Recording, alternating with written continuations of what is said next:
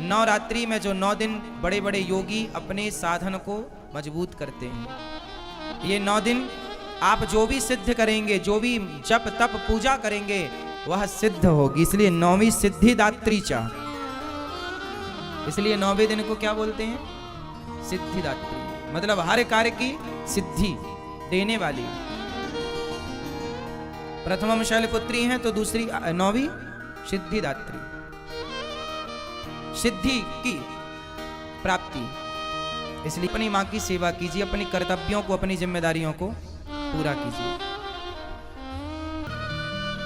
कहीं भी आपकी मां यदि आपसे दूर है तो फोन पर ही, मोबाइल पर ही अपनी मां को प्रणाम कहिएगा, और जब पहुंचिएगा घर अपनी मां के पास तब मां की आरती उतारिएगा, तब मां को प्रणाम कीजिएगा, तब मां के चरण धोइएगा, पर धोइएगा जरूर।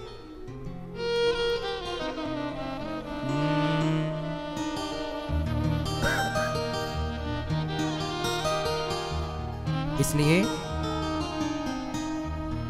मां की वंदना हम लोग भूल गए हैं, अपने संस्कारों को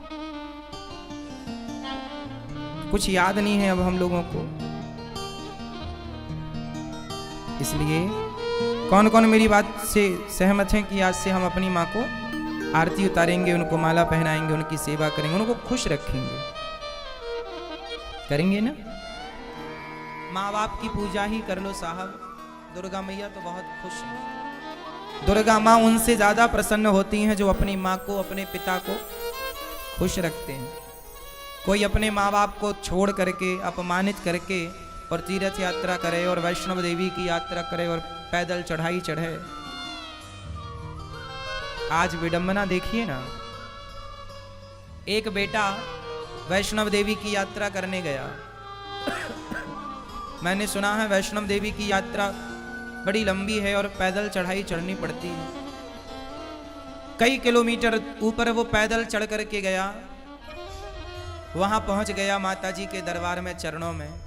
लेकिन उसकी माँ उसकी गली के दूसरी गली में रहती है, वो अपनी माँ से मिलने सालों साल नहीं जाता। जो माँ उसे जन्म देने वाली है, जो उसकी गली में रहती है पास में, उससे मिलने सालों साल तक नहीं जाता। और वैष्णव देवी की यात्रा में लंबी चढ़ाई चढ़ के जाता है।